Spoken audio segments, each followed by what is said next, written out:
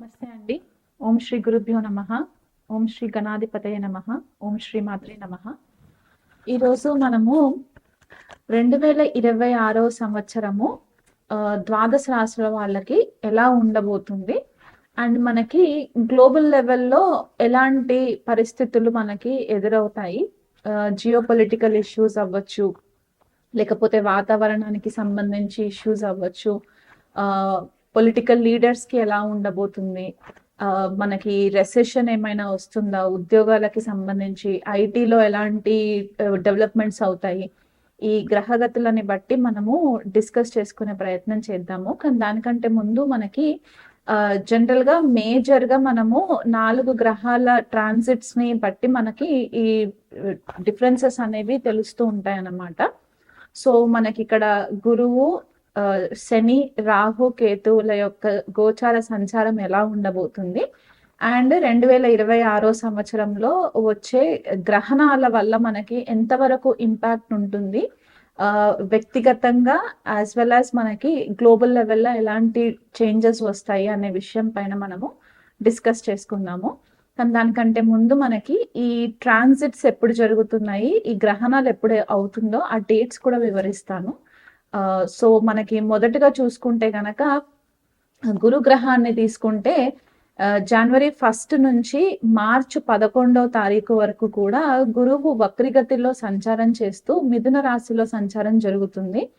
మార్చి 11 direct motion లోకి వచ్చిన తర్వాత జూన్ 2 వరకు కూడా కర్కాటక రాశి, మిథున రాశిలోనే సంచారం జరిగి జూన్ 2 తెల్లవారుజామున 2:25 గురువు మనకి మిథున రాశిలో నుంచి కర్కాటక రాశి తన ఉచ్చ స్థానంలోకి సంచారం జరుగుతుంది.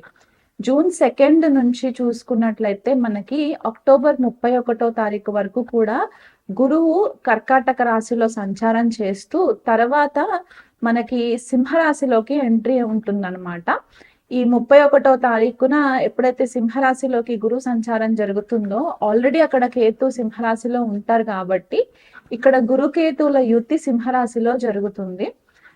అక్టోబర్ 31 నుంచి మనకి డిసెంబర్ 13 వరకు సింహరాశిలోనే సంచారం జరుగుతూ డిసెంబర్ 13 అంటే ఎండ్ ఆఫ్ ద ఇయర్ కి వచ్చేసరికి గురువు వక్రిగతిలో సింహరాశిలో వక్రిగతిలో ఉంటారన్నమాట ఇయర్ ఎండింగ్ వరకు కూడా.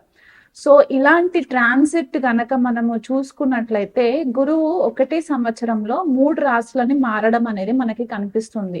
అంటే ఒకటి మిథున రాశి వాయుతత్వ రాశి అవుతుంది, కర్కాటక రాశి జలతత్వ రాశి అండ్ సింహరాశికి వచ్చేసరికి అగ్నితత్వ రాశి అవుతుంది. కాబట్టి ఇలాంటి మూవ్మెంట్ ఎలిమెంట్స్ లో చేంజెస్, అంటే ప్రకృతికి సంబంధించిన ఈ పంచభూతాలలో వాయువు, జలము అండ్ అగ్నికి సంబంధించి తత్వాలలో చేంజెస్ రావడం జరుగుతుంది. కాబట్టి గురువు జనరల్ గా ఏంటంటే మనకు అన్ని విధాలుగా శుభ ఫలితాలను ఇచ్చే గ్రహం కాబట్టి ఇలాంటి ట్రాన్సిట్ జరిగినప్పుడు సకల చరాచరాల పైన, జీవరాశుల పైన ఎలాంటి ఎఫెక్ట్స్ ఉంటాయి అనేది కూడా మనకి గతంలో గనక ఒక 100 సంవత్సరాల క్రితము ట్రాన్సిట్స్ ని గనక మనము పరిశీలన చేసుకుంటే ఈ పర్టిక్యులర్ మూవ్మెంట్ ని అతిచారి మూవ్మెంట్ అంటారనమాట. అంటే ఫాస్ట్ గా మూవ్ అవుతూ ఉంటుంది గురువు. ఎప్పుడైతే జీవకారకుడు అతిచారి మూవ్మెంట్ లో ట్రాన్సిషన్ అవుతుందో చాలా ఫాస్ట్ రిజల్ట్స్ వస్తుంటాయి. అది మంచి అవ్వచ్చు, చెడు అవ్వచ్చు, దాన్ని బట్టి మనకి డిఫరెన్సెస్ కూడా కనిపిస్తూ ఉంటాయి అన్నమాట. సో గురువు మనకి చాలా ఇంపార్టెంట్ రోల్ ప్లే చేస్తుంది ఈ ఇయర్ అంతా కూడా. అది కాకుండా మనకి రాహు అండ్ కేతు సంచారం చూసుకున్నట్లయితే ప్రజెంట్ రాహు మనకి శతభిష నక్షత్రంలో కుంభరాశిలో సంచారం జరుగుతూ ఉంటుంది. తర్వాత మధ్యలో ధనిష్ట నక్షత్రంలోకి ట్రాన్సిషన్ అవుతుంది అనమాట రాహుకి వచ్చేసరికి. ఆల్మోస్ట్ మనకి ఆగస్ట్ ఆ టైంకి మనకి ధనిష్ట నక్షత్రంలోకి సంచారం జరుగుతుంది.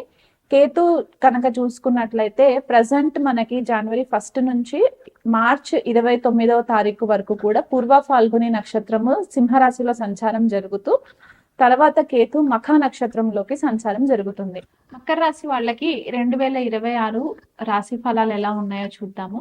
మొదటగా చూసుకున్నట్లయితే ద్వితీయంలో రాహు సంచారము, అష్టమంలో కేతు సంచారము, తృతీయంలో శని సంచారము.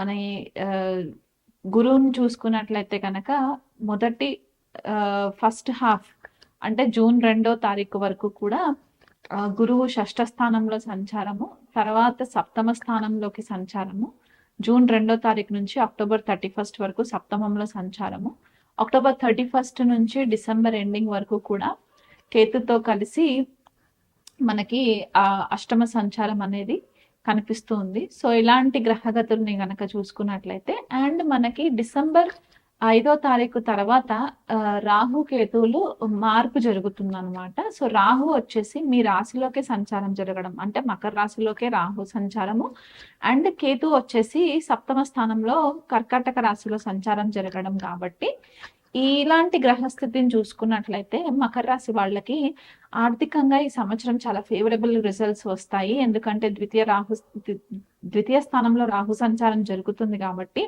మీకు ఇదివరకు ఎక్కడైనా సరే డబ్బులు స్టక్ అయిపోయి ఉంటే కనుక ఈ రాహు సంచారం వల్ల మీకు ఆ డబ్బులు రావడానికి ఆస్కారం ఎక్కువ కనిపిస్తుంది. తృతీయ స్థానంలో శని సంచారం జరుగుతుంది కాబట్టి మీ విల్ పవర్, మీకు ఒక ధైర్య సాహసాలు పెరగడము, మీరు అనుకున్న పనులన్నీ కూడా మీరు చాలా కష్టతరమైనా సరే మీరు దాన్ని హార్డ్ వర్క్ తోటి, మీరు ఒక డిసిప్లిన్ తోటి మీరు అది సక్సెస్ గా చేసుకోవడానికి చాలా ఫేవరబుల్ గా కనిపిస్తుంది. కెరియర్ కి సంబంధించి దశమ స్థానం పైన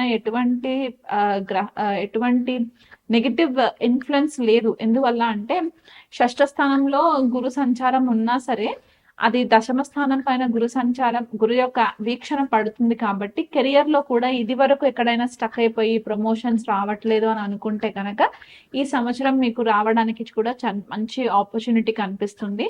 ఎప్పుడైతే గురు కర్కాటక రాశిలోకి జూన్ 2వ తారీఖున సంచారం జరుగుతుందో అప్పుడు మీకంటూ ఒక ప్రాపర్ విజిబిలిటీ రావడానికి ఇంకెక్కువ ఆస్కారం కనిపిస్తుంది అనమాట. ఫస్ట్ హాఫ్ కంటే కూడా భార్యాభర్తల మధ్య ఇది వరకు ఏవైనా చికాకులు ఉంటే గనక గురు యొక్క బ్లెస్సింగ్స్ వల్ల ఆ చికాకులన్నీ కూడా తొలగిపోవడానికి చాలా మంచి ఆస్కారం కనిపిస్తుంది. కూర్చొని డెసిషన్స్ తీసుకోండి, కూర్చొని మాట్లాడుకున్నట్లయితే గనక మరి తీవ్ర స్థాయిలో కాకుండా ఈ చిన్నగా రెజల్యూషన్స్ అవ్వడానికి పాసిబిలిటీస్ కనిపిస్తున్నాయి.